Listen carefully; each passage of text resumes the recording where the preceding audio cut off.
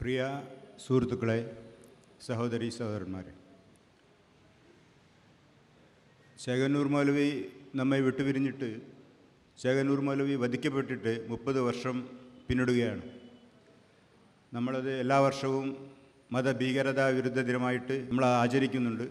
ഒരു 20 വർഷം മുമ്പ് നമ്മൾ ഇതൊരു മതഭീകരതാ വിരുദ്ധ ദിനമായി ആചരിക്കാൻ തുടങ്ങിയപ്പോൾ മതം ഒരു പ്രശ്നമാണ് എന്നൊന്നും നമുക്ക് അറിയില്ലായിരുന്നു. കാരണം ഇസ്ലാം ഒരു മതമാണ് എന്നുള്ള വിശ്വാസത്തിലായിരുന്നു നമ്മൾ. പക്ഷേ അവിടെ നിന്നൊക്കെ മുന്നോട്ട് പോയി ചേകന്നൂർ മൗലവി കാണിച്ചു തന്ന വഴിയിലൂടെ മുന്നോട്ട് പോയപ്പോൾ ഒരു മതം ആചരിക്കുക എന്നതാണ് ഏറ്റവും വലിയ ഷിർക്ക്, എന്നാണ് ഏറ്റവും വലിയ ദൈവനിന്ദ എന്നാണ് നമുക്ക് ഖുർആനിൽ നിന്നും മനസ്സിലായത്. ഖുർആനികമായിട്ട് ഒരു മതം ആചരിക്കാനേ പാടില്ല. അള്ളാഹുവിൻ്റെ മതം ഈ പ്രാപഞ്ചിക വ്യവസ്ഥിതിയാണ്. ഈ പ്രാപഞ്ചിക വ്യവസ്ഥിതിയിൽ ഒരു മതത്തിന് സ്ഥാനമില്ല, ഒരു ആചാരങ്ങൾക്ക് സ്ഥാനമില്ല. ഇന്ന് എന്നോട് ഇവിടെ സംസാരിക്കാൻ പറഞ്ഞ വിഷയം ആരാണ് അള്ളാഹു എന്നുള്ളതാണ്. അപ്പോൾ സത്യത്തിൽ ഞാൻ വളരെയധികം കൺഫ്യൂഷനായി. ആരാണ് അള്ളാഹു എന്ന് പറഞ്ഞാൽ അതൊരു ചെറിയ, ദൈവത്തെക്കുറിച്ച് സംസാരിക്കുക എന്ന് പറഞ്ഞാൽ അതൊരു ചെറിയ വിഷയമല്ല. ഒറ്റ വാക്കിൽ പറഞ്ഞാൽ ആരാണ് അള്ളാഹു എന്ന് ചോദിച്ചാൽ ഇതാണ് നമ്മുടെ അള്ളാഹു.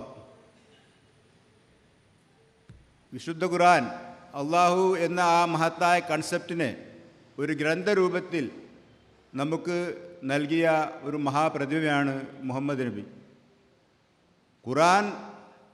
ഖുർആനാണ് അള്ളാഹുവിൻ്റെ കലാം എന്ന് നമ്മൾ പറയുന്നു.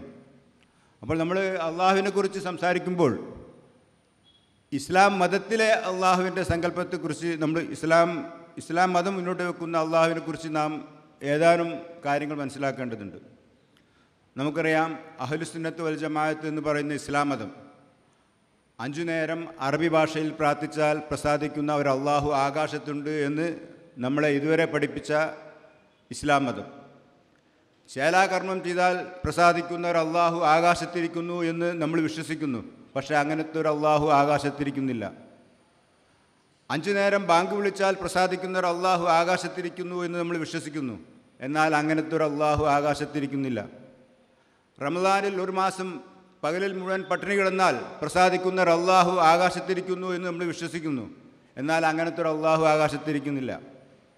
മക്കത്ത് പോയി കല്ല് പെറുക്കിയും കല്ല് ചുംബിച്ചും ഹജ്ജ് ചെയ്താൽ പ്രസാദിക്കുന്ന ഒരു അള്ളാഹു ആകാശത്തിരിക്കുന്നു എന്ന് ലോക മുസ്ലിങ്ങൾ വിശ്വസിക്കുന്നു. എന്നാൽ അങ്ങനത്തെ ഒരു അള്ളാഹു ഖുർആനിലില്ല. അങ്ങനത്തെ ഒരു അള്ളാഹുവിനെക്കുറിച്ച് ഖുർആനോ മുഹമ്മദ് നബിയോ പരിചയപ്പെടുത്തുന്നില്ല. പിന്നെ ആരാണ് അള്ളാഹു? അള്ളാഹുവിനെ ഖുർആൻ പരിചയപ്പെടുത്തുന്നത് മൂന്ന് രീതിയിലാണ്. ഒന്ന്, ഈ പ്രാപഞ്ചിക വ്യവസ്ഥിതി. ഞാൻ ഖുർആൻ വായിച്ചപ്പോൾ, ഞാൻ 10-20 വർഷം ഖുർആൻ വായിച്ചപ്പോൾ എനിക്ക് മനസ്സിലായ കാര്യങ്ങളാണ് ഞാൻ നിങ്ങളുടെ മുന്നിൽ അവതരിപ്പിക്കുന്നത്. അള്ളാഹു എന്ന് ഖുർആൻ പരിചയപ്പെടുത്തുന്നത് ഈ പ്രാപഞ്ചിക വ്യവസ്ഥിതിയാണ്. അള്ളാഹു എന്ന വ്യവസ്ഥിതിയെ ആർക്കും നിർവചിക്കാൻ സാധ്യമല്ല. നമുക്കറിയാം, അള്ളാഹുവിനെക്കുറിച്ച് നമുക്കൊരു ചിന്താഗതിയുണ്ട്. ഇവിടുത്തെ ഓരോരുത്തർക്കും അവരുടെ മനസ്സിൽ അള്ളാഹുവിനെക്കുറിച്ച് കൺസെപ്റ്റ് ഉണ്ടാവും. ഹിന്ദുവിനൊരു കൺസെപ്റ്റ് ഉണ്ടാവും, ക്രിസ്ത്യാനിക്കൊരു കൺസെപ്റ്റ് ഉണ്ടാവും, ജൂതിനൊരു കൺസെപ്റ്റ് ഉണ്ടാവും, മുജാഹിദിലെ തന്നെ ഓരോ വിഭാഗങ്ങൾക്കും ഓരോ കൺസെപ്റ്റ് ഉണ്ടാവും. പക്ഷേ ഇതൊന്നും ഖുർആനികമായിട്ട് നമുക്ക് തെളിയിക്കാൻ പറ്റില്ല. ഖുർആൻ പറയുന്നത് അള്ളാഹു എന്ന് പറയുന്ന ആ പ്രതിഭാസത്തെ നിങ്ങൾക്ക് വിശദീകരിക്കാൻ സാധ്യമല്ല, നിങ്ങൾക്കതിനെ ഡിഫൈൻ ചെയ്യാൻ, നിർവചിക്കാൻ സാധ്യമല്ല. പിന്നെ ഓരോ ഒരു കാര്യം എന്താ ചെയ്യാൻ പറ്റുക? വലില്ലാഹിൽ അസ്മാഉൽ ഹുസ്ന ഫദ്ഉഹു ബിഹാ, വലില്ലാഹിൽ അസ്മാഉൽ ഹുസ്ന ഫദ്ഉഹു ബിഹാ. അള്ളാഹുവിന് സുന്ദരമായ നാമങ്ങളുണ്ട്, സുന്ദരമായ ഗുണങ്ങളുണ്ട്. ആ ഗുണങ്ങൾ നിങ്ങൾ ഉൾക്കൊള്ളുക. അപ്പോൾ അള്ളാഹുവിൻ്റെ ഗുണങ്ങളിലൂടെ മാത്രമേ നമുക്ക് അള്ളാഹുവിനെ കാണാൻ പറ്റുള്ളൂ. അപ്പോൾ അള്ളാഹുവിൻ്റെ ഏറ്റവും വലിയ ഗുണമാണ് റഹ്മാൻ റഹീം. അതാണ് വിശുദ്ധ ഖുർആനിൽ ആദ്യം തന്നെ പറഞ്ഞത്, ബിസ്മില്ലാഹിർ റഹ്മാനിർ റഹീം. പരമകാരുണികരും കരുണാനിധിയുമായ അള്ളാഹുവിൻ്റെ വേദമാകുന്നു ഇത്. ഇതവർ തെറ്റിച്ച് പഠിപ്പിച്ചു. എന്ത്? പരമകാരുണികരും കരുണാനിധിയുമായ അള്ളാഹുവിൻ്റെ നാമത്തിൽ എന്ന്. അപ്പോൾ നാമത്തിൽ എന്ന് പറയാൻ അവിടെ വകുപ്പില്ല എന്ന് നമ്മുടെ അൻസാരി മാഷും അതേപോലെ മുദൂർ മൗലവിയും വർഷങ്ങൾക്ക് മുമ്പ് ഡോക്ടർ ഖമർ സമാനൊക്കെ അത് വളരെയധികം ഭംഗിയായിട്ട് സമർത്ഥിച്ചാണ്. അള്ളാഹുവിൻ്റെ നാമത്തിൽ എന്ന് പരിഭാഷപ്പെടുത്താൻ, ബിസ്മില്ലാഹിർ റഹ്മാനിർ റഹീം എന്ന പദത്തിന് അള്ളാഹുവിൻ്റെ നാമത്തിൽ എന്ന് പരിചയപ്പെടുത്താൻ സാധ്യമല്ല. പിന്നെ ആകെ ചെയ്യാൻ പറ്റുക ഇത് ഖുർആൻ തന്നെ പറയുന്നുണ്ട്, ഇന്നഹു മിൻ സുലൈമാൻ ഇന്നഹു ബിസ്മില്ല. ഇത് സുലൈമാനിൽ നിന്നുള്ളതാണ്, ഇത് ബിസ്മില്ലാഹിർ റഹ്മാനുർ റഹീം എന്നാണ്. അപ്പോൾ ഖുർആൻ എന്ന വേദത്തിൻ്റെ ആകത്തുക ബിസ്മില്ലാഹിർ റഹ്മാനുർ റഹീം എന്നതിലുണ്ട് എന്നാണ് ഖുർആൻ പറയുന്നത്. അപ്പോൾ അള്ളാഹുവിൻ്റെ എല്ലാ ഗുണങ്ങളും ഖുർആൻ എന്ന വേദത്തിൻ്റെ ആകത്തുകയാണ് ബിസ്മില്ലാഹിർ റഹ്മാനുർ റഹീം. കാരണം കാരുണ്യമുള്ള ഒരു ലോകത്തിൽ നിന്നാണ്, കാരുണ്യമുള്ള ഒരു മനസ്സിൽ നിന്നാണ് മനുഷ്യൻ്റെ നീതിബോധവും മനുഷ്യൻ്റെ സഹായ സഹകരണ മനോഭാവവും കർമ്മം ചെയ്യാനുള്ള പ്രചോദനവും ജ്ഞാനബോധവും അതായത് ശാസ്ത്രബോധവും ഇതെല്ലാം ഉണ്ടാകുന്നത് ഈ കാരുണ്യമുള്ള ഒരു ഹൃദയത്തിൽ നിന്നാണ്. മനുഷ്യനോട് അള്ളാഹു പറഞ്ഞത് മനസ്സ് നന്നാക്കാനാണ്. നിങ്ങളൊരു അർ-റഹ്മാൻ ആവണം, അങ്ങനെ നിങ്ങൾ അള്ളാഹുവിനെ കാണണം. ഇതല്ലാതെ അള്ളാഹു എന്ന് പറയുന്ന ഈ പ്രാപഞ്ചിക വ്യവസ്ഥിതിക്ക് പിന്നിലുള്ള ശക്തിയെ നിങ്ങൾക്ക് കാണാൻ പറ്റില്ല. നിങ്ങൾക്ക് അള്ളാഹുവിൻ്റെ ഗുണങ്ങൾ ഉൾക്കൊള്ളുക. അപ്പോൾ കാരുണ്യമുള്ള ഹൃദയത്തിൽ നിന്ന് എന്തുണ്ടാവും? നീതിബോധമുണ്ടാവും, സഹായ സഹകരണ മനോഭാവം ഉണ്ടാവും, സഹാനുഭൂതി ഉണ്ടാവും, ശാസ്ത്രബോധമുണ്ടാവും, അതേപോലെ കർമ്മം ചെയ്യാനുള്ള കർമ്മബോധവും നമുക്കുണ്ടാവും, ഉത്തരവാദിത്വ ബോധം ഉണ്ടാവും. ഈ എല്ലാ നല്ല ഗുണങ്ങളും ബിസ്മില്ലാഹിർ റഹ്മാനുർ റഹീം എന്ന ഒരൊറ്റ വചനത്തിലുണ്ട്. ഇനി നിങ്ങൾ വിശുദ്ധ ഖുർആനിലെ 6351 വചനങ്ങൾ എടുത്തു നോക്കൂ. ഈ വചനങ്ങളുടെ ഒക്കെ ആവർത്തനം ഈ 6 അടിസ്ഥാന പാഠങ്ങളുടെ ആവർത്തനമാണ്. അപ്പം അൻസാരി ഭാഷ ഒരു 10 വർഷം മുമ്പ് നിങ്ങൾ കരുണ കാണിക്കൂ എന്ന് പറഞ്ഞപ്പോൾ നമ്മൾ പലരും കളിയാക്കി. നിങ്ങൾ എന്താണോ ഈ കരുണ കാണിക്കാൻ, ഇതിന് വേണൊരു ഗ്രന്ഥം വേണോ കരുണ കാണിക്കാൻ പറയാൻ? അന്നാണ് എനിക്ക് ഇതിൻ്റെ പ്രാധാന്യം ഇങ്ങനെ പറഞ്ഞാൽ പറ്റില്ല എന്ന് തോന്നിയപ്പോൾ ഞാനത് 10 കൽപ്പനകളായിട്ട് അവതരിപ്പിച്ചു. കാരണം കരുണ കാണിക്കുക എന്ന് പറഞ്ഞാൽ ഇവർക്ക് മനസ്സിലാവില്ല. അപ്പോൾ അതൊരു നല്ലൊരു ശൈലിയിൽ അഹങ്കാരിയാവരുത്, അജ്ഞാനിയാവരുത്, അലസനാവരുത്, പിശുക്കനും ധാരാളിയുമാവരുത്, നിങ്ങൾ വിധിയിൽ വിശ്വസിക്കരുത്, നിങ്ങളൊരു മതവിശ്വാസിയാവരുത്, നിങ്ങൾ ശാസ്ത്രബോധം ഇല്ലാത്തവരാവരുത്, നിങ്ങൾ എപ്പോഴും നിങ്ങളുടെ ബുദ്ധിയും ചിന്തയും ഉപയോഗിച്ചുകൊണ്ടിരിക്കണം, നിങ്ങൾ ഒരിക്കലും ശാസ്ത്രവിരോധിയാകരുത്. ഇതൊക്കെ ഉൾക്കൊണ്ടുകൊണ്ട് നിങ്ങൾ ദൈവത്തിൻ്റെ പ്രതിനിധിയാവണം. അപ്പോൾ വിശുദ്ധ ഖുർആനിലെ 6351 വചനങ്ങളും നിങ്ങൾക്കിങ്ങനെ 10 ഹെഡിങ്ങിൽ നിർത്താൻ പറ്റും, അല്ലെങ്കിൽ 6 ഈമാൻ കാര്യങ്ങൾ നിർത്താൻ പറ്റും. അപ്പോൾ ഇതാണ് വിശുദ്ധ ഖുർആൻ എന്ന വേദത്തിൻ്റെ ആകത്തുക. ബിസ്മില്ലാഹിർ റഹ്മാനുർ റഹീം എന്നും വിശുദ്ധ ഖുർആനിലുള്ള ഈ 6351 വചനങ്ങളിൽ നിന്ന് മനസ്സിലാകുന്ന എല്ലാ നിയമങ്ങളും നമുക്ക് ബിസ്മില്ലാഹിർ റഹ്മാനുർ റഹീം എന്ന ഒരൊറ്റ വചനത്തിൽ ഒതുക്കാൻ പറ്റും. അത് തന്നെ 10 കൽപ്പനകളായിട്ട് നമുക്ക് പറയാൻ പറ്റും. ബൈബിളിൽ പറഞ്ഞതുപോലെ 10 കമാൻഡ്മെൻറ്റ്സ്. അത് തന്നെ നമുക്ക് 6 ഈമാൻ കാര്യങ്ങളായിട്ട് അവതരിപ്പിക്കാൻ പറ്റും. കാരണം നമ്മുടെ വൈജ്ഞാനികവും സാംസ്കാരികവുമായ പുരോഗതിയുടെ അടിസ്ഥാനമാണ് ഈ നിയമങ്ങൾ. നിങ്ങൾ വൈജ്ഞാനികമായി നിങ്ങൾക്ക് ഡെവലപ്പ് ചെയ്യണമെങ്കിൽ, നിങ്ങൾക്ക് ബുദ്ധിപരമായി നിങ്ങൾ വികാസം പ്രാപിക്കണമെങ്കിൽ ഈ 10 കൽപ്പനകൾ നമ്മൾ ജീവിതത്തിൽ മുറുകെ പിടിക്കണം. നമ്മുടെ വൈജ്ഞാനികമായും സാംസ്കാരികമായും നമ്മളെ ഉയർത്തിക്കൊണ്ടുവരുന്ന, നമ്മുടെ ബോധത്തെ ഉയർത്തിക്കൊണ്ടുവരുന്ന നമ്മുടെ റബ്ബാണ് ഈ ഖുർആൻ. ഇത്തബിഉ മാ ഉൻസില ഇലൈക്കും മിർ റബ്ബിക്കും വലാ തത്തബിഉ മിൻ ദൂനിഹി. അതായത് നിങ്ങൾ അള്ളാഹുവിൽ നിന്ന്, നിങ്ങളുടെ ബോധത്തിൽ നിന്നിറങ്ങിയ ഈ വേദത്തെ നിങ്ങൾ പിൻപറ്റൂ എന്ന് ഖുർആൻ പറഞ്ഞത്. അതായത് നമ്മുടെ ബോധത്തിലുണ്ട് ഈ ഖുർആൻ. ബൽ ഹുവ ആയത്തുൻ ബയ്യിനാത്തുൻ ഫീ സുദൂരില്ലദീന ഊത്തുൽ ഇൽമ്. വിവരമുള്ളവൻ്റെ മനസ്സിൽ ഞാൻ ഈ ഗ്രന്ഥം വളരെ ഭദ്രമാക്കി വെച്ചിട്ടുണ്ടെന്നാണ് പറഞ്ഞത്. അപ്പോൾ ഖുർആനത്തിൽ ലാഹുൽ മഹ്ഫൂസ് എന്ന് പറഞ്ഞാൽ ഇത് നമ്മുടെ DNA ഇതുണ്ട്. ഓരോ മനുഷ്യൻ്റെ മനസ്സിലും അള്ളാഹുവിൻ്റെ ഈ ഗ്രന്ഥം നമ്മുടെ മനസ്സിൽ, നമ്മുടെ മനസ്സിലും ശരീരത്തിലുമായി നമ്മുടെ DNA അള്ളാഹു ഇത് ഇൻസ്ക്രൈബ് ചെയ്ത് വെച്ചിട്ടുണ്ട്. അതുകൊണ്ട് തന്നെ ഇത് ഒരിക്കലും നശിക്കില്ല. ഈ ഉത്ബോധനങ്ങൾ ഒരിക്കലും നശിക്കില്ല. ഇന്നാ നഹ്നു നസ്സൽന ദിക്ര ഫഇന്നാ ലഹു ലഹാഫിളൂൻ. ഈ ഉത്ബോധനം ഇറക്കിയത് നാമാണ്. അതിനെ നാം തന്നെ സംരക്ഷിക്കും എന്ന് പറഞ്ഞാൽ ഇത് ഈ ഖുർആൻ ഈ അറബി ഭാഷയിലുള്ള ഈ കൃതി സംരക്ഷിക്കുന്നതല്ല. ആ ഉത്ബോധനങ്ങൾ എല്ലാവരുടെയും മാനവരാശിയുടെ വൈജ്ഞാനികവും സാംസ്കാരികവുമായ പുരോഗതിക്ക് ആവശ്യമായ എല്ലാ നിയമങ്ങളും ഈ ഖുർആനിലുണ്ട്. അത് നമ്മുടെ മനസ്സായിട്ട്, നമ്മുടെ മനസ്സാക്ഷിയായി, നമ്മുടെ മനസ്സും നമ്മുടെ വേദമായി നമ്മിൽ തന്നെയുണ്ട്. അപ്പോൾ ഈ ഖുർആൻ നമ്മുടെ ബോധമായി നമ്മിൽ നിന്ന് നമ്മിലേക്ക് ഇറങ്ങിയ ഗ്രന്ഥമാണ് ഈ ഖുർആൻ. നമ്മുടെ അള്ളാഹുവിൽ നിന്ന് നമ്മുടെ ബോധത്തിലേക്ക് ഇറങ്ങിയ ഗ്രന്ഥം. ഇതെല്ലാ ജ്ഞാനികളുടെയും ബൽഹു ആയത്തുൻ ബയ്യിനാത്തുൻ ഫീ സുദൂരില്ലദീന ഊത്തുൽ ഇൽമ്. വിവരമുള്ളവരുടെ മനസ്സിൽ ഞാൻ ഈ വേദവചനങ്ങൾ വളരെ ഭദ്രമായി വെച്ചിട്ടുണ്ടെന്നാണ് ഖുർആൻ പറഞ്ഞത്. അപ്പോൾ നമ്മുടെ ഈ ഖുർആൻ നമ്മിൽ തന്നെയുണ്ട്. അപ്പോൾ പുറത്തു പോകണ്ട, എല്ലാം ഇതിൽ തന്നെയുണ്ട്. അപ്പോൾ അള്ളാഹുവിൽ വിശ്വസിക്കുക എന്ന് പറഞ്ഞാൽ നമ്മൾ മനസ്സിലാക്കേണ്ടത് അള്ളാഹുവിൻ്റെ ഈ വേദവചനങ്ങളിൽ ഈ 6 നിയമങ്ങളിൽ അല്ലെങ്കിൽ 10 കൽപ്പനകളിൽ വിശ്വസിക്കുക എന്നുള്ളതാണ്. കാരണം അള്ളാഹുവിനെ നിങ്ങൾക്ക് കാണാൻ പറ്റില്ല, അള്ളാഹുവിനെ നിങ്ങൾക്ക് വിശദീകരിക്കാൻ പറ്റില്ല. അള്ളാഹുവിൻ്റെ ഈ നിയമങ്ങൾ ഉൾക്കൊള്ളുക, എന്നാൽ അള്ളാഹുവിൽ വിശ്വസിക്കുക എന്ന സുന്നികളുടെ ഈമാൻ കാര്യത്തിൽ അതിൻ്റെ അർത്ഥം എന്താണ്? 5 നേരം നമസ്കരിക്കുന്നവർ അള്ളാഹു ആകാശത്തിരിക്കുന്നുണ്ട്, 5 നേരം ബാങ്ക് കൊടുത്താൽ അത് ഇഷ്ടപ്പെടുന്ന അള്ളാഹു ആകാശത്തിരിക്കുന്നുണ്ട്, ഇങ്ങനെയുള്ളവർ അള്ളാഹുവിൽ വിശ്വസിക്കാനാണ് പറഞ്ഞത്, ആകാശത്തിരിക്കുന്ന അള്ളാഹു. സത്യത്തിൽ ഈ അള്ളാഹു എന്ന് പറയുന്നത് മക്കയിലെ കഅബയിൽ ലാത്തയുടെയും ഉസ്സയുടെയും മനാത്തയുടെയും ഒക്കെ പിതാവായിട്ട് അറബികൾ ആരാധിച്ചിരുന്ന അള്ളാഹുവാണ്. ആ അള്ളാഹുവിനെ കുറിച്ചല്ല ഖുർആൻ പറയുന്നത്. പ്രപഞ്ചത്തിൻ്റെ പിറകിലുള്ളൊരു ശക്തി, ഈ പ്രപഞ്ചം മുഴുവൻ നിറഞ്ഞു നിൽക്കുന്ന അള്ളാഹു മാക്കും അയനമാക്കും, നിങ്ങൾ എവിടെയാണോ അവിടെയൊക്കെ അള്ളാഹു ഉണ്ട് എന്ന് പറയുന്നു. അങ്ങനെയുള്ള അള്ളാഹു, ആ അള്ളാഹുവിനെ കുറിച്ച്, ആ പ്രപഞ്ചനാഥനെയാണ്, ആ പ്രാപഞ്ചിക ശക്തിയെയാണ് നമ്മൾ ആരാധിക്കേണ്ടത്. ആ പ്രപഞ്ചനാഥനെ ആരാധിക്കുക എന്ന് പറഞ്ഞാൽ ഈ 6 അടിസ്ഥാന നിയമങ്ങൾ: കരുണ കാണിക്കുക, അറിവ് നേടുക, കർമ്മം ചെയ്യുക, സത്യവും നീതിയും മുറുകെ പിടിക്കുക, ജാതിമത ഗോത്ര ചിന്തകൾക്ക് അതീതമായി മാനവരാശി ഒരു കുടുംബമായി കാണുക, സത്യവും നീതിയും മുറുകെ പിടിക്കുക. ഇതൊക്കെയാണ് ഈ 6 പാഠങ്ങൾ, മനുഷ്യത്വത്തിൻ്റെ അടിസ്ഥാനമായ ഈ 5 പാഠങ്ങൾ. അങ്ങനെ മനുഷ്യത്വം അടക്കം 6 പാഠങ്ങൾ. ഇതാണ് നമ്മൾ ഖുർആൻ എന്ന വേദം എന്ന് കേൾക്കുമ്പോൾ, അള്ളാഹു എന്ന് കേൾക്കുമ്പോൾ, റസൂൽ എന്ന് കേൾക്കുമ്പോൾ, ഈ ദൂതൻ നമ്മിൽ തന്നെയുണ്ട്.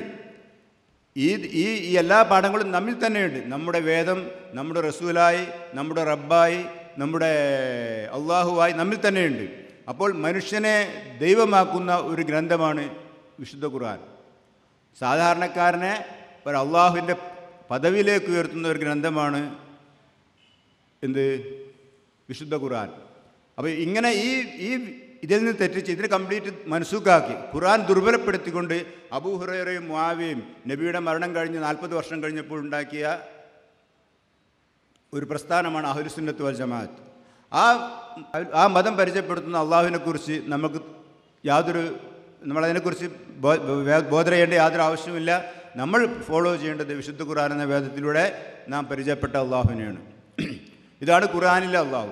അപ്പോൾ ഈ ധാർമ്മിക മൂല്യങ്ങൾ മുറുകെ പിടിക്കുന്ന ഓരോ വ്യക്തിക്കും, ഓരോ സംഘടനക്കും, ഇത്തരം ധാർമ്മിക മൂല്യങ്ങളുടെ അടിസ്ഥാനത്തിൽ ഇവിടെ ഒരു ഓർഗനൈസേഷൻ ഉണ്ടെങ്കിൽ, അത്തരത്തിലുള്ള ഒരു രാഷ്ട്രമുണ്ടെങ്കിൽ, ആ രാഷ്ട്രത്തിൻ്റെ പേര് കൂടിയാണ് അള്ളാഹു. ഇബ്രാഹിം നബിയുടെ ഭാഷയിൽ, അറാമിക് ലാംഗ്വേജിൽ, ഇബ്രാഹിം നബിയുടെ ഭാഷയായ അറമായ ഭാഷയിൽ അള്ളാഹു എന്ന് പറഞ്ഞാൽ യുവർ കോൺസ്റ്റിറ്റ്യൂഷൻ എന്നാണ് അർത്ഥം, നിങ്ങളുടെ ഭരണഘടന.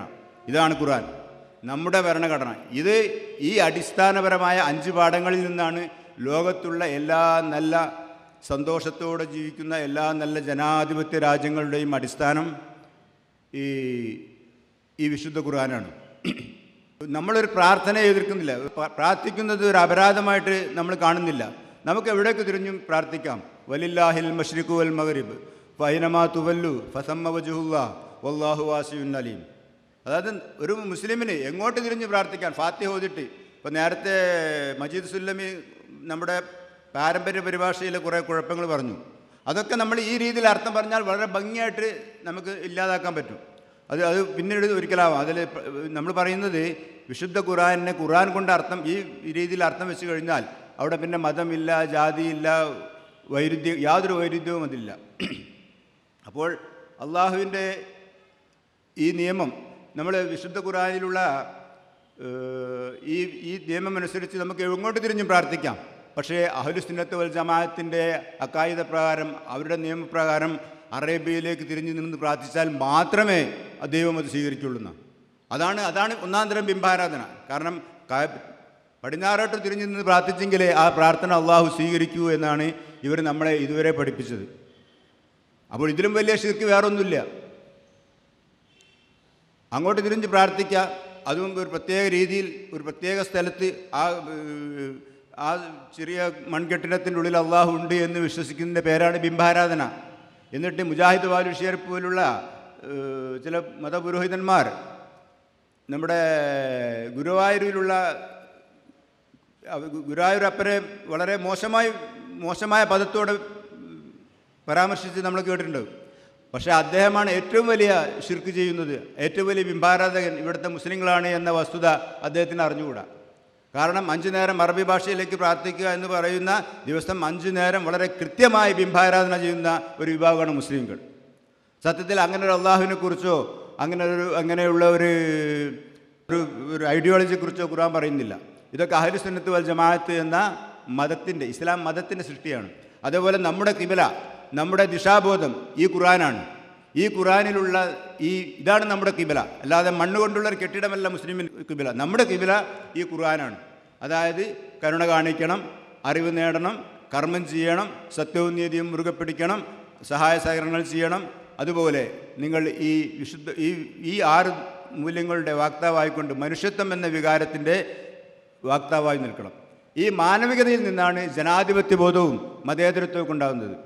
അപ്പോൾ ബിസ്മില്ലാഹിർ റഹ്മാൻ റഹീം എന്ന വചനം ശരിക്കും ജനാധിപത്യത്തിൻ്റെ അടിസ്ഥാനം ബിസ്മില്ലാഹിർ റഹ്മാൻ റഹീം എന്ന വചനമാണ്. മുഹമ്മദ് നബി ആദ്യമായി മദീനയിൽ ഒരു ഇസ്ലാമിക ഭരണം ഉണ്ടാക്കിയപ്പോൾ ജൂതന്മാരുടെയും ക്രിസ്ത്യാനികളുടെയും ഒക്കെ സഹകരണത്തോടുകൂടി ഒരു ഇസ്ലാം മതം ഉണ്ടാക്കി 20 വർഷം വളരെ ഭംഗിയായിട്ട് ഒരു ഇസ്ലാമിക ഭരണം നടത്തിയത് മുഹമ്മദ് നബി ആയിരുന്നു. ഏഥൻസിലും ഗ്രീസിലും അന്നത്തെ റോമനോ പേർഷ്യൻ സാമ്രാജ്യങ്ങളുടെ ചില ഭാഗത്തൊക്കെ ഈ ജനാധിപത്യം എന്ന കൺസെപ്റ്റ് ഉണ്ടായിരുന്നെങ്കിലും അത് വളരെ ഭംഗിയായി വിജയിപ്പിച്ച് കാണിച്ചു കൊടുത്തത് മുഹമ്മദ് നബിയാണ്. ആ 20 വർഷം മുഹമ്മദ് നബി ഖുർആൻ മുറുകെ പിടിച്ചുകൊണ്ട് അറേബ്യ മദീന ആസ്ഥാനമാക്കി ഒരു ഭരണം നടത്തി. ഇതേ മാനിഫെസ്റ്റോ തന്നെയാണ് പിന്നീട് ഖലീഫ ഉമർ ലോകത്തിന് കൊടുത്തത്. കാരണം റോമും പേർഷ്യയും മദീന എന്ന ചെറിയ രാഷ്ട്രത്തെ ആക്രമിച്ചപ്പോൾ ഖലീഫ ഉമർ അദ്ദേഹത്തിൻ്റെ മുആവിയയുടെ അബൂ സുഫിയാൻ്റെ സഹായത്തോടു കൂടി റോമ പേർഷ്യൻ സാമ്രാജ്യങ്ങളെ ആക്രമിക്കാൻ തീരുമാനിച്ചു. ആദ്യമായിട്ട് മുഹമ്മദ് നബി അകറ്റി നിർത്തിയിരുന്ന അറബിസം ഇസ്ലാമുമായിട്ട് കൈകോർക്കണമെന്നാണ്. അപ്പോൾ അബൂ സുഫിയാൻ്റെ സഹായത്തോടു കൂടി മുആവിയ അങ്ങോട്ട് മാർച്ച് ചെയ്തു. എങ്ങോട്ട്? ഇറാഖിലേക്കും സിറിയയിലേക്കും മാർച്ച് ചെയ്തു. അങ്ങനെ 2 വൻ രാഷ്ട്രങ്ങൾ ഇസ്ലാമിൻ്റെ കാൽക്കീഴിൽ വന്നു. അപ്പോൾ ലോകം മുഴുവൻ ഇസ്ലാമിൻ്റെ കൊടിക്കീഴിൽ വരാൻ ഈ ജനാധിപത്യ വ്യവസ്ഥിതി കാരണമായി എന്നുള്ളതാണ്. കാരണം അവിടുത്തെ ജനാധിപത്യ അറബികൾക്ക് കൊടുത്ത അതേ മാനിഫെസ്റ്റോ തന്നെയാണ് റോമൻ പേർഷ്യ സാമ്രാജ്യങ്ങളിലെ സാധാരണക്കാരന് നബി കൊടുത്തത്, ഖലീഫ ഉമർ കൊടുത്തത്. നബി അറബികൾക്ക് കൊടുത്തതുപോലെ അതേ മാനിഫെസ്റ്റോ 30ഓളം ഗോത്രങ്ങൾ 30ഓളം രാഷ്ട്രങ്ങളായി പരസ്പരം തല്ലുകയായിരുന്ന അറേബ്യയെ ഈ ഖുർആൻ കൊണ്ട് നബി ഏകീകരിച്ചു. ഇതേപോലെ തന്നെ ഈ ഖുർആൻ കൊണ്ട് ഖലീഫ ഉമറും ലോകത്തെ ഏകീകരിച്ചു. അങ്ങനെ ഒരു 40 വർഷം 30 വർഷത്തോളം ഇസ്ലാം ലോകത്ത് കത്തി നിന്നു. ഇതാണ് ഇസ്ലാമിൻ്റെ ഇന്നത്തെ ഇസ്സത്തിൻ്റെ ആകത്തുക. അല്ലാതെ ഈ 5 നേരത്തെ നിസ്കാരം അതിനുശേഷമാണ് അവർ മുആവിയ രാജഭരണം മെല്ലെ മദീനയിൽ നിന്ന് ഇസ്ലാം മെല്ലെ റോമിലേക്ക് മാറ്റി, അതായത് ഡമസ്കസിലേക്ക് മാറ്റി, സിറിയയിലേക്ക് മാറ്റി. അഹ്ലു സുന്നത്ത് വൽ ജമാഅത്ത് എന്ന് പറയുന്ന ഒരു പ്രസ്ഥാനമുണ്ടാക്കി. 5 നേരം നിസ്കരിക്കണം, അറബി ഭാഷയിൽ പ്രാർത്ഥിക്കണം, മുഹമ്മദ് നബി ആകാശത്ത് നിന്ന് മുഹമ്മദ് നബിക്ക് അള്ളാഹു കൊടുത്ത ഗ്രന്ഥമാണിത്, അതനുസരിച്ച് ജീവിക്കണം, 5 നേരം ബാങ്ക് കൊടുക്കണം, 1 മാസം പകൽ പട്ടിണി എടുക്കണം എന്ന് പറഞ്ഞിട്ട് ജൂത ക്രിസ്ത്യൻ മതങ്ങളെപ്പോലൊരു മതമാക്കിയിട്ട് ഇസ്ലാമിനെ തരം താഴ്ത്തി. സത്യത്തിൽ ഈ കിതാബ് ഓരോ മനുഷ്യനും അള്ളാഹു നൽകിയതാണ്. കിതാബുൻ ഉൻസിലയിലേക്ക, നിങ്ങളിലേക്ക് ഇറങ്ങിയ ഗ്രന്ഥം, നിങ്ങളിലേക്ക് ഇറങ്ങിയ ഗ്രന്ഥം. ഇന്നാ അൻസൽനാ ഇലൈക്കൽ കിതാബ്. ഓരോ ആണിനും പെണ്ണിനും ഓരോരുത്തരിലും ഒരു മുഹമ്മദ് ഉണ്ട്. ആ മുഹമ്മദിന് അള്ളാഹു നൽകിയ ഗ്രന്ഥമാണ് വിശുദ്ധ ഖുർആൻ. നമുക്ക് അള്ളാഹു തലച്ചോറ് നൽകിയിട്ടുണ്ട്, നമ്മൾ ചിന്തിക്കണം. നമ്മൾ കണ്ണും കാതൊക്കെ തന്നിട്ടുണ്ട്, നമ്മൾ എല്ലാം കാണണം, എല്ലാം കേൾക്കണം, ചിന്തിക്കണം. നമുക്ക് 2 കൈകൾ അള്ളാഹു, കൈയും കാലൊക്കെ അള്ളാഹു, കർമ്മേന്ദ്രിയങ്ങൾ അള്ളാഹു നമുക്ക് നൽകിയിട്ടുണ്ട്, നമ്മൾ കർമ്മം ചെയ്യണം. ഒരു നുണ പറയുമ്പോൾ അത് നുണയാണ് എന്ന് പറയുന്ന ഒരു മനസ്സാക്ഷി നമുക്കുണ്ട്. അപ്പോൾ അനീതി ചെയ്യരുത്, അക്രമം ചെയ്യരുത് എന്ന് പറയുന്ന ഒരു മനസ്സ് നമുക്കുണ്ട്. അപ്പോൾ ഇങ്ങനെയുള്ള ഇതെല്ലാം നിങ്ങളിലേക്ക് ഇറങ്ങിയ ഗ്രന്ഥമാണ്. അല്ലാതെ മുഹമ്മദ് നബിക്ക് ആകാശത്ത് നിന്ന് അള്ളാഹു എഴുതി കൊടുത്തതല്ല. നമ്മുടെയൊക്കെ വിചാരം ഇത് ആകാശത്തെ ഏതോ ഒരു അദൃശ്യ ലോകത്ത് നിന്ന് അള്ളാഹു കയ്യും കാലും കയ്യൊക്കെ ഉള്ള അള്ളാഹു എഴുതി കൊടുത്തയച്ചെന്നാണ്. ഇതെന്നെ ഷിർക്കാണ്. ആ ചിന്താഗതിയാണ് എൻ്റെ പേരാണ് ഷിർക്ക്, അതിൻ്റെ പേരാണ് ബിംബാരാധന. ഇതൊക്കെയാണ് മുജാഹിദ് ബാലുശ്ശേരിയുടെ മനസ്സിലുള്ളത്. എന്നാൽ അവർ മുന്നോട്ട് വെക്കുന്ന നമസ്കാരമോ, അവർ മുന്നോട്ട് വെക്കുന്ന നോമ്പോ, അവർ മുന്നോട്ട് വെക്കുന്ന ഹജ്ജോ ഇതൊന്നും ഖുർആനിൻ്റെ ഭാഗമല്ല.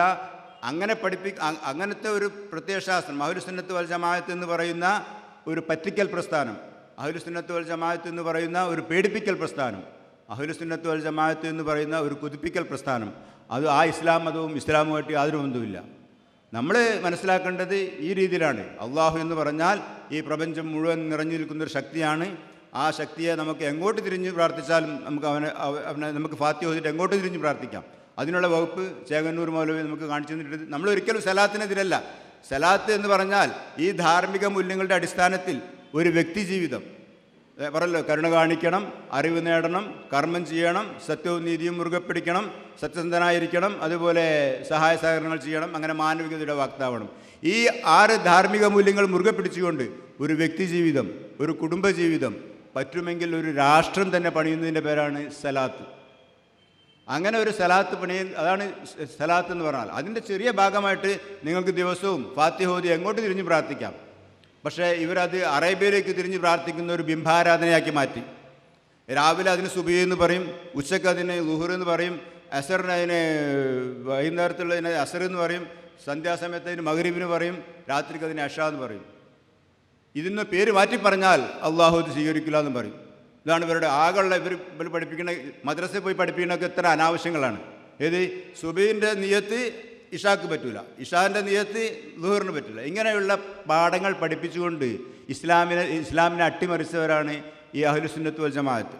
ദിവസവും നമ്മൾ കേൾക്കുന്ന ഈ ബാങ്കിൽ 7 തെറ്റുകളുണ്ടെന്നും ചേകനൂർ മൗലവി പ്രസംഗിച്ചിട്ട് 30 വർഷം കഴിഞ്ഞു. നമ്മളത് പഠിച്ച് മുന്നോട്ട് പോയി നോക്കിയപ്പോൾ 10 തെറ്റുകളുണ്ടെന്ന് നമ്മളിപ്പം പറയുന്നു. കാരണം ആ ബാങ്കിൽ എവിടെയും ബിസ്മില്ലാഹിർ റഹ്മാൻ റഹീം എന്നവർ ഉറക്കെ പറയില്ല. കാരണം ഖുർആനിലില്ലാത്ത അല്ലാഹു അക്ബർ കൊണ്ടാണ് ആ ബാങ്ക് ആരംഭിക്കുന്നത്. എന്നാൽ ഖുർആൻ മാനവരാശി ആബാലവൃദ്ധം ജനങ്ങൾ ആജീവനാന്തം മുറുകെ പിടിക്കേണ്ട ഈ 10 കൽപ്പനകൾ, ഈ 6 ഈമാൻ കാര്യങ്ങൾ, അല്ലെങ്കിൽ ബിസ്മില്ലാഹിർ റഹ്മാൻ റഹീം എന്ന് പറയുന്ന ഈ വേദം, ഇത് ഒന്ന് വിളിച്ചു പറയാൻ ഇവർക്ക് ബാങ്കിലൂടെ പറ്റില്ല. ഇവരാകെ ഖുർആനിലില്ലാത്ത അല്ലാഹു അക്ബർ എന്ന് വിളിച്ചു പറയും. എന്നിട്ട് നിസ്കരിക്കാൻ വരൂ, അറബി ഭാഷയിൽ പ്രാർത്ഥിക്കാൻ വരൂ, വിജയത്തിലേക്ക് വരൂ. ഇങ്ങനൊരു പ്രാർത്ഥന, ഇങ്ങനൊരു പാഠം ഖുർആൻ പഠിപ്പിച്ചിട്ടേ ഇല്ല. നമ്മളോട് പറഞ്ഞത് കർമ്മം ചെയ്യാനാണ്. നിങ്ങൾ അറിവ് നേടുക, കർമ്മം ചെയ്യുക. ഇത് ചെയ്യാതെ നിങ്ങൾക്ക് ഇവിടെ യാതൊരു രക്ഷയില്ല എന്നാണ് ഖുർആൻ പറഞ്ഞത്. മനസ്സ് ശുദ്ധീകരിക്കുക, അങ്ങനെ നിങ്ങളുടെ ചിന്തകളും ചെയ്തികളും ശുദ്ധമാക്കി വെക്കുക. അപ്പോൾ ഇവർ പറഞ്ഞു നിങ്ങൾ കയ്യും കാലും കഴിയാൻ മതി.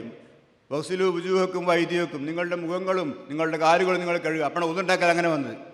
25ഓളം ദുർവ്യാഖ്യാനങ്ങൾ ചെയ്തുകൊണ്ടാണ് ഒന്നുണ്ടാക്കിയതെന്ന് അൻസാരി മാഷും മുദൂർ അബൂബക്കർ മൗലവിയും ഒക്കെ നമുക്ക് പറഞ്ഞു തന്നിട്ട് 10-20 വർഷമായി.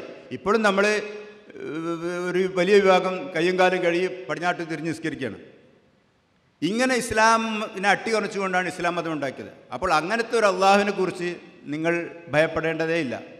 കാരണം അങ്ങനത്തെ ഒരു അള്ളാഹു ഈ ഭൂമിയിലില്ല. എന്നാൽ നിങ്ങൾ കരുണ കാണിച്ചാൽ, നിങ്ങൾ നിങ്ങളുടെ മക്കളോട് കരുണ കാണിച്ചാൽ, നിങ്ങൾ നിങ്ങളുടെ ബന്ധുക്കളോട് കരുണ കാണിച്ചാൽ, നിങ്ങൾ നിങ്ങളുടെ അയൽക്കാരോട് കരുണ കാണിച്ചാൽ, നിങ്ങളെ സഹായിക്കുന്നൊരു അള്ളാഹു ഈ പ്രപഞ്ചം മുഴുവൻ നിറഞ്ഞു നിൽക്കുന്നു. നിങ്ങൾ അറിവ് നേടിയാൽ, നിങ്ങൾ വിദ്യാഭ്യാസമുള്ളവനായാൽ, നിങ്ങൾ ശാസ്ത്രബോധമുള്ളവനായാൽ, നിങ്ങൾ വളരെ ശ്രദ്ധയുള്ളവനായാൽ, നിങ്ങളെ സഹായിക്കുന്നൊരു അള്ളാഹു ഈ പ്രപഞ്ചം മുഴുവൻ നിറഞ്ഞു നിൽക്കുന്നു. അങ്ങനത്തെ ഒരു അള്ളാഹുവിനെ നിങ്ങൾ വിശ്വസിക്കുക. അങ്ങനത്തെ ഒരു അള്ളാഹുവിന് വേണ്ടി അള്ളാഹുത്തോട് നിങ്ങൾ തേടിക്കോളൂ. നിങ്ങൾ സഹായ സഹകരണങ്ങൾ ചെയ്താൽ നിങ്ങൾ ഇഷ്ടപ്പെടുന്ന അള്ളാഹു, എപ്പോഴും നിങ്ങളെ സ്നേഹിക്കുന്ന അള്ളാഹു ഈ പ്രപഞ്ചം മുഴുവൻ നിറഞ്ഞു നിൽക്കുന്നു. അതേപോലെ നിങ്ങൾ സത്യവും നീതിയും മുറുകെ പിടിച്ചാൽ, നിങ്ങളുടെ ബന്ധുക്കളോട് ഒരു അനീതി ചെയ്യാതിരുന്നാൽ, നിങ്ങളുടെ കുട്ടികളോട് ഒരു അനീതി ചെയ്യാതിരുന്നാൽ, നിങ്ങളുടെ ചുറ്റുവട്ടത്തുള്ളവരോട് നിങ്ങളൊരു അനീതി ചെയ്യാതിരുന്നാൽ, നിങ്ങളെ സഹായിക്കുന്ന ഒരു അള്ളാഹു ഈ പ്രപഞ്ചം മുഴുവൻ നിറഞ്ഞു നിൽക്കുന്നു. അങ്ങനത്തെ ഒരു അള്ളാഹുവിനാണ് നമ്മൾ പേടിക്കേണ്ടത്. അല്ലാതെ അഹ്ലുസുന്നത്ത് വൽ ജമാഅത്ത് ഈ മതക്കാർ പറയുന്ന, ഇവർ 5 നേരം വിളിച്ചു പറയുന്ന അള്ളാഹുവിനെ നിങ്ങൾ പേടിക്കാൻ വേണ്ട. ശാലാകർമ്മം എന്ന് പറയുന്ന സാധനം ഖുർആനിലില്ല. എന്നിട്ടും ശാലാകർമ്മം ചെയ്താൽ പ്രസാദിക്കുന്ന ഒരു അള്ളാഹു ആകാശത്തുണ്ട് എന്ന് കരുതിയിട്ടാണ് നമ്മൾ ഈ ശാലാകർമ്മം ചെയ്യുന്നത്. സത്യത്തിൽ ഈ 6 അടിസ്ഥാന സിദ്ധാന്തങ്ങളാണ് ഏക സിവിൽ കോഡിൻ്റെ, ഏകലോകാശയത്തിൻ്റെ, തൗഹീദിൻ്റെ അടിസ്ഥാനം. നമ്മളതുകൊണ്ടാണ് വളരെ വിശാലമായിട്ട് പറയുന്നത് ഏക സിവിൽ കോഡ് വരണം, എങ്കിലേ ഇവിടുത്തെ എല്ലാ മതങ്ങളിലുള്ള അനാചാരങ്ങൾ പോവുകയുള്ളൂ. എല്ലാ മതങ്ങളിലുള്ള അനാചാരം പോകണമെങ്കിൽ ഏക സിവിൽ കോഡ് വരിക തന്നെ വേണം. അപ്പോഴേ നമ്മൾ ഖുർആനിലേക്ക് എത്തുകയുള്ളൂ. ഖുർആൻ പറയുന്ന ഈ ധാർമ്മിക മൂല്യങ്ങൾ മുറുകെ പിടിക്കുക എന്നത് മാത്രമാണ് ഒരു മുസ്ലിമിൻ്റെ ധർമ്മം. സലാത്ത് എന്ന് പറഞ്ഞാൽ നമ്മുടെ ധർമ്മമാണ്, അത് ഈ ഖുർആനാണ്, അത് നമ്മുടെ വേദമാണ്, അത് നമ്മുടെ മനസ്സാക്ഷിയായിട്ട്, നമ്മുടെ റബ്ബായി, നമ്മുടെ ബോധമായി നമ്മിൽ തന്നെ ഉണ്ട്, അല്ലാതെ പുറത്തേക്ക് പോകണ്ട. അതുകൊണ്ടാണ് ഈ ഗ്രന്ഥം നശിക്കില്ല, ഇന്നാ നഹ്നു നസ്സൽനാ ദിക്റ ഫഇന്നാ ലഹു ലഹാഫിളൂൻ എന്ന് പറയുന്നത്. അപ്പോൾ സലാത്ത് എന്ന് പറഞ്ഞാൽ 5 നേരം അറബി ഭാഷയിൽ പ്രാർത്ഥിക്കലല്ല, ഈ ധാർമ്മിക വ്യവസ്ഥിതിയുടെ അടിസ്ഥാനത്തിൽ ഒരു വ്യക്തി ജീവിതം, ഒരു കുടുംബ ജീവിതം, സർക്കാർ പറ്റുമെങ്കിൽ ഒരു രാഷ്ട്രം വളർത്തിയെടുക്കുക. അവിടെയാണ് ഏക സിവിൽ കോഡ്. അതേപോലെ സിയാം എന്ന് പറഞ്ഞാൽ നേരത്തെ മജീദ് സാഹിബ് ഇവിടെ സൂചിപ്പിച്ചു, എല്ലാ തിന്മകളെയും തടയാനുള്ള പരിചയമാണ്. കാരണം നമ്മുടെ വൈജ്ഞാനികവും സാംസ്കാരികവുമായ ദാരിദ്ര്യം വരുന്നത് നമ്മൾ ഈ വേദപാഠം മറന്നു പോകുമ്പോഴാണ്. നമ്മൾ ബിസ്മില്ലാഹിർ റഹ്മാനിർ റഹീം എന്ന വേദം മറന്നു പോകുമ്പോൾ, നമ്മൾ ഈ 10 കൽപ്പനകൾ മറന്നു പോകുമ്പോൾ, നമ്മൾ ഈ 6 ഈമാൻ കാര്യങ്ങൾ മറന്നു പോകുമ്പോൾ, നമ്മൾ സാംസ്കാരികമായും നമ്മൾ വൈജ്ഞാനികമായും നമ്മൾ അധപ്പതിക്കും. അപ്പോൾ അത് മറന്നു പോകാതിരിക്കാൻ വേണ്ടി നിങ്ങൾ ഇടയ്ക്കിടയ്ക്ക് ഇത് അപ്ഡേറ്റ് ചെയ്യണം. നമ്മളെപ്പോഴും വിവേകത്തെക്കുറിച്ചും വിജ്ഞാനത്തെക്കുറിച്ചും സംസാരിക്കാൻ മാത്രമേ ബാധ്യസ്ഥരുള്ളൂ. ഒരു മതത്തെക്കുറിച്ച്, ഒരു ആരാധനയെക്കുറിച്ച് സംസാരിക്കാൻ വേണ്ടി മുഹമ്മദ് നബിയോ ഖുർആനോ പഠിപ്പിച്ചിട്ടില്ല. പിന്നെ ആകെയുള്ളത് ഈ ധാർമ്മിക മൂല്യങ്ങൾ മുറുകെ പിടിച്ച് ശാസ്ത്രത്തോടൊപ്പം നടക്കുക എന്നുള്ളതാണ്.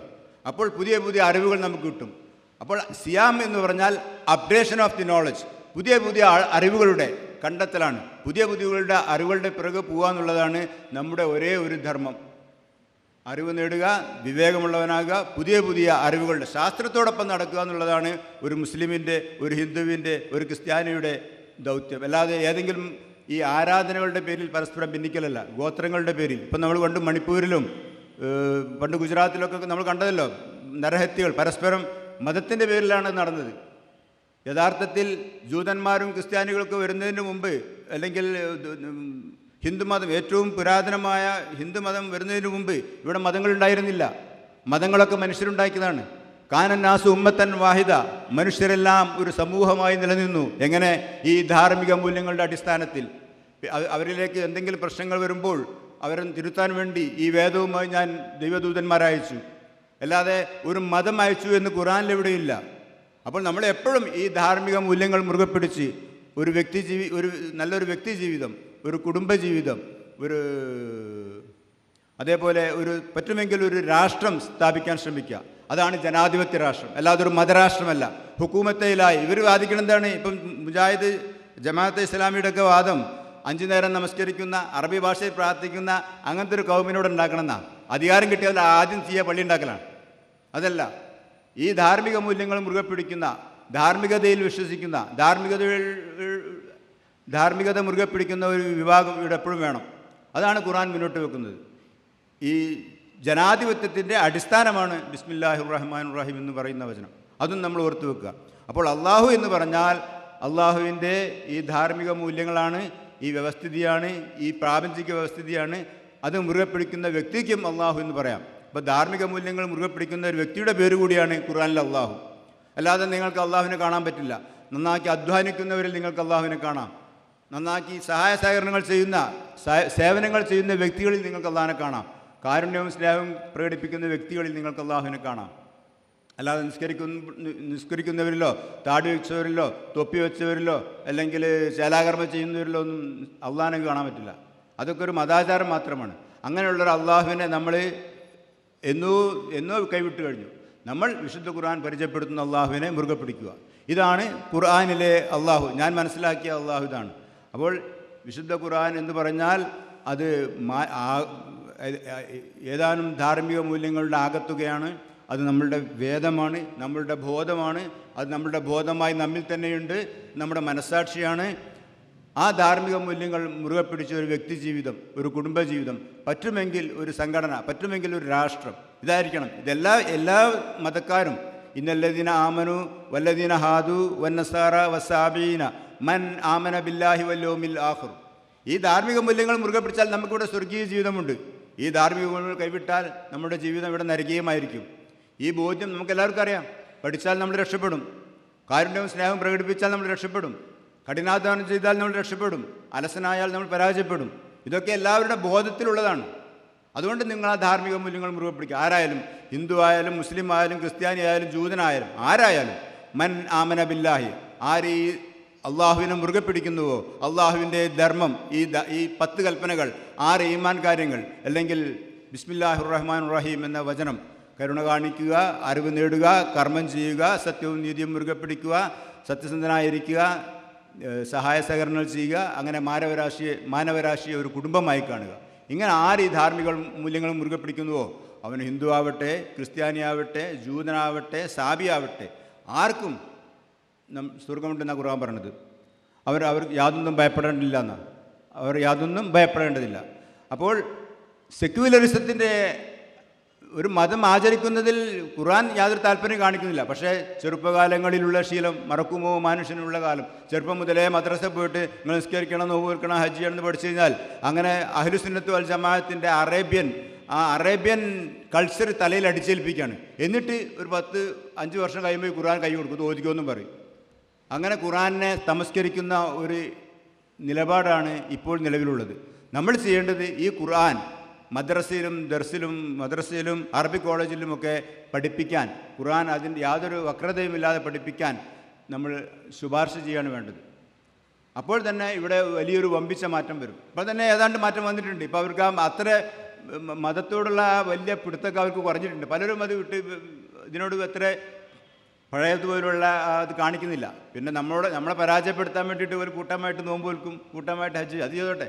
ഇപ്പോൾ പണ്ട് ശബരിമലയിൽ നമ്മുടെ പവനൻ, അതേപോലെ നിരീശ്വരവാദികളുടെ നേതാക്കൾക്കാർ പോയിട്ട് അവിടെ കത്തിക്കുന്ന മകരവിളക്ക് അത് ദേവസ്വം ബോർഡ് കത്തിക്കുന്നതാണെന്ന് പറഞ്ഞപ്പോഴേ അന്ന് അത് കോടതിയും പറഞ്ഞു അത് അവിടുത്തെ ദേവസ്വം ബോർഡ് കത്തിക്കുന്നതാണെന്ന്. അന്ന് 10,000 ആൾക്കാരുള്ളായിരുന്നു. പിന്നെ കോടതിയും പറഞ്ഞു, ഗവൺമെൻറ്റും പറഞ്ഞു അത് ദേവസ്വം ബോർഡിൻ്റെ അവിടുത്തെ ഇലക്ട്രിസിറ്റി ബോർഡിൻ്റെ ആൾക്കാരെ കൂടി കത്തിക്കുന്നതാണ്, അത് ദൈവികമല്ല. ഇപ്പോൾ അത് 10 ലക്ഷം ആൾക്കാർ കാണുന്നു. അപ്പം മതം എന്ന് പറഞ്ഞാൽ അതൊരു ഭ്രാന്താണ്, അത് കൂട്ടമായിട്ട് അങ്ങനെ നടക്കും. പക്ഷെ നമ്മൾ പോകേണ്ടത് ഈ ഖുർആനിൽ ഈ ധാർമ്മിക മൂല്യങ്ങൾ മുറുകെ പിടിച്ച് ഇവിടെ സ്വർഗീയമായ ഒരു ജീവിതം ഈ ഭൂമിയിൽ ഉണ്ടാക്കുക. ഇതാണ് നമ്മുടെ അള്ളാഹു, നമ്മുടെ വേദം, ഇതാണ് നമ്മുടെ അള്ളാഹു. ഈ അള്ളാഹുവിന് ഖുൽ ഹുവല്ലാഹു അഹദ് നീ പ്രഖ്യാപിക്കുക.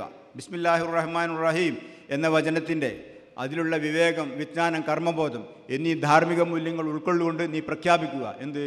ഖുൽ ഹുവല്ലാഹു അഹദ്. അള്ളാഹു എന്ന് പറയുന്നത് ഒരു അദ്വിതീയ പ്രതിഭാസമാകുന്നു. അള്ളാഹു എന്ന് പറഞ്ഞ് നമ്മുടെ മുമ്പിൽ അള്ളാഹു പരിചയപ്പെടുത്തുന്നത് ആദ്യവും അന്തവും ഇല്ലാത്ത ഈ പ്രകൃതിയാണ്. ഈ പ്രകൃതിക്കൊരാദ്യമില്ല, ഈ പ്രകൃതിക്കൊരു അവസാനമില്ല. അങ്ങനെ ആദ്യവും അവസാനവും ഇല്ലാത്ത ഈ പ്രകൃതി, ആ പ്രകൃതിയെ നമുക്ക് വിശദീകരിക്കാൻ പറ്റുമോ? ഇല്ല. ആകെ നമുക്ക് കിട്ടുന്നത് അതിൽ കിട്ടുന്ന നിയമങ്ങളാണ്, അതിൽ നിന്ന് മനുഷ്യൻ പഠിച്ച പാഠങ്ങളാണ്. അതാണ് സയൻസ്. ഖുൽ ഹുവല്ലാഹു അഹദ് അല്ലാഹു സമദ്. എല്ലാവരും ആശ്രയിക്കുന്നത് ഈ പ്രകൃതിയാണ്. നമ്മുടെ ഭക്ഷണം, നമ്മുടെ വസ്ത്രം, നമ്മുടെ പാർപ്പിടം, നമ്മുടെ ആരോഗ്യം, നമ്മുടെ വിദ്യാഭ്യാസം, ഇതൊക്കെ എല്ലാവർക്കും കിട്ടുമ്പോഴേ നമുക്ക് മനസ്സമാധാനം വരുള്ളൂ. അതാണ് ഇന്ന ദീൻ ഇൻദല്ലാഹിൽ ഇസ്ലാം. അള്ളാഹുവിൽ സ്വീകാര്യമായ മതം ഇസ്ലാമാണ് എന്ന് പറയുമ്പോൾ മനസ്സമാധാനം കിട്ടണമെങ്കിൽ ഈ ധാർമ്മിക മൂല്യങ്ങൾ നമ്മൾ മുറുകെ പിടിക്കണം. നമ്മുടെ മനസ്സാക്ഷിയായ വേദം നമ്മൾ മുറുകെ പിടിക്കണം. അങ്ങനെ മുറുകെ പിടിക്കുമ്പോൾ എന്തായി? നമുക്ക് മനസ്സമാധാനം വരും. അതാണ് ഇസ്ലാം. അതിനെന്ത് ചെയ്യണം? ഖുൽ ഹുവല്ലാഹു അഹദ് അല്ലാഹു സമദ് ലം യലിദ് വലം യൂലദ്. ആ പ്രകൃതി എന്നുണ്ടായി എന്ന് ചോദിച്ചാൽ അതൊരു പിതാവായിട്ട് ജനിച്ചിട്ടുമില്ല, അത് ജാതനോ ജനികനോ അല്ല. ഈ കാലം എന്നുണ്ടായി എന്ന് ചോദിച്ചാൽ നമുക്ക് അറിഞ്ഞുകൂടാ. ഇതെന്ന് അവസാനിക്കുന്നു എന്ന് ചോദിച്ചാൽ നമുക്ക് അറിഞ്ഞുകൂടാ. അപ്പോൾ അള്ളാഹു എന്ന് പറയുന്ന എല്ലാ ഗുണങ്ങളും, അള്ളാഹുവിന് ഖുർആൻ പരിചയപ്പെടുത്തുന്ന എല്ലാ ഗുണങ്ങളും ആവാഹിച്ചുകൊണ്ട് ഒരു പ്രപഞ്ചം നമ്മുടെ ചുറ്റുമുണ്ട്. ആ പ്രപഞ്ചത്തിലെ നിയമങ്ങൾ മുറുകെ പിടിക്കുക. വലം യകുല്ലഹു കുഫുവൻ അഹദ്. ഈ പ്രകൃതിക്ക് തുല്യമായി, ഈ പ്രകൃതി നിയമങ്ങൾക്ക് തുല്യമായി മറ്റൊന്നുമില്ല. കാരുണ്യത്തിന് പകരം കാരുണ്യം മാത്രം, കഠിനാധ്വാനത്തിന് പകരം കഠിനാധ്വാനം മാത്രം, വിദ്യാഭ്യാസത്തിന് പകരം വിദ്യാഭ്യാസം മാത്രം, സഹായ സഹകരണങ്ങൾക്ക് പകരം സഹായ സഹകരണങ്ങൾ മാത്രം, അല്ലാതെ മനുഷ്യത്വം എന്ന വികാരത്തിന് ബദലായിട്ട് വേറൊന്നുമില്ല. ഇതാണ് മതം, ഇതാണ് അള്ളാഹുവിൻ്റെ മതം. ഈ മതം നിങ്ങൾ മുറുകെ പിടിക്കുക. ഇത്രയും പറഞ്ഞുകൊണ്ട് ഞാൻ എൻ്റെ വാക്കുകൾ ഉപസംഹരിക്കുന്നു. ഇതാണ് നമ്മുടെ അള്ളാഹു എന്ന് ഈ ഖുർആൻ പരിചയപ്പെടുത്തുന്ന. ഇതിൽ ഒരു അനാവശ്യവുമില്ല, ഒരു അന്ധവിശ്വാസവുമില്ല, ഒരു അനാചാരവും ഇതില്ല. ഇതൊക്കെ ഉണ്ടാക്കിയത് ഇവിടുത്തെ സുന്നി മുജാഹിദ് ജമാഅത്ത് മൗലവിമാരാണ്. അത് നമുക്ക് ക്രമേണ അവർ തിരുത്തുമെന്നുള്ള പ്രതീക്ഷയോടുകൂടി വിശുദ്ധ ഖുർആൻ എന്ന വേദത്തിലേക്ക് മടങ്ങണമെന്ന് ഇവിടുത്തെ സുന്നികളോടും മുജാഹിദുകളോടും ജമാഅത്തുകളോടും ആഹ്വാനം ചെയ്തുകൊണ്ട് ഞാൻ എൻ്റെ വാക്കുകൾ ഉപസംഹരിക്കുന്നു. അസ്സലാമു അലൈക്കും വറഹ്മത്തുള്ളാഹി വബറകാതുഹു.